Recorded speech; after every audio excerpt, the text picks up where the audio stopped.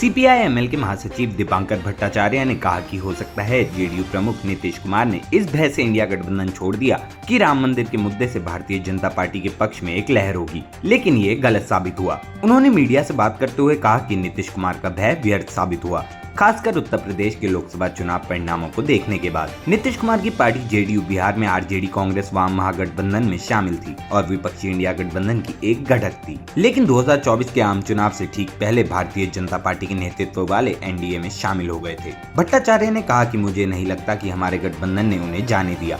नीतीश कुमार कहते रहते हैं कि अब इधर उधर नहीं करेंगे, इसलिए वह अपनी मर्जी से ही ऐसा करते हैं। नीतीश कुमार जनवरी में महागठबंधन और इंडिया गठबंधन से अलग हो गए थे और भाजपा के साथ मिलकर बिहार में एक नई सरकार बनाई थी। सीपीआई-एमएल महासचिव भट्टाचार्य ने कहा, ईमानदारी से कहूँ तो मुझे नहीं पता कि उन्होंने क्यों छोड़ा, क्योंकि वह मुख्यमंत्री थे। मुझे लगता है कि अगर कोई कहता है कि उन्हें संयोजक नहीं बनाया गया तो इंडिया गठबंधन का आज तक कोई संयोजक नहीं है। उन्होंने आगे ये भी कहा कि हो सकता है आप जानते हैं भय का एक तत्व था, हालांकि उस भय का कोई वास्तविक आधार नहीं था।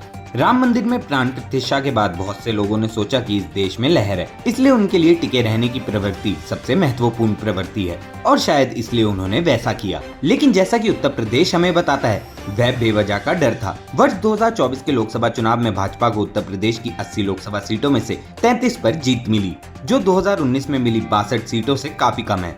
वहीं इंडिया गठबंधन के घटक दल समाजवादी पार्टी को 37 सीटों पर कामयाबी मिली, जिसने 2019 लोकसभा चुनावों में 5 सीटें जीती थी। भट्टाचार्य ने यह भी दावा किया कि राजग में शामिल होने से वास्तव में बिहार में भाजपा को फायदा हुआ है। उन्होंने कहा, मुझे लगता है कि भाजपा का रुख बिल्कुल स्पष्ट था। नीतीश कुमार के बिना भाजपा शायद बिहार में 10 सीट से भी कम पर सिमट जाती। भाजपा और जेडीयू दोनों ही बिहार में 12-12 लोकसभा सीटें जीती हैं। बिहार में लोकसभा की 40 सीटें हैं। हालांकि भट्टाचार्य ने यह भी कहा कि ये कहना बहुत मुश्किल है कि नीतीश कुमार राजग के साथ बने रहेंगे या नहीं। नीतीश कुमार ने इधर उधर किया है, जैसा कि वह कहते हैं। ये वास्तव में भारतीय राजनीतिक कलाबाजी का एक हिस्सा हो सकता है। ये कहना बहुत मुश्किल है। वे ऐसा कब करते हैं, क्यों करते हैं और अगली बार कब ऐसा करेंगे।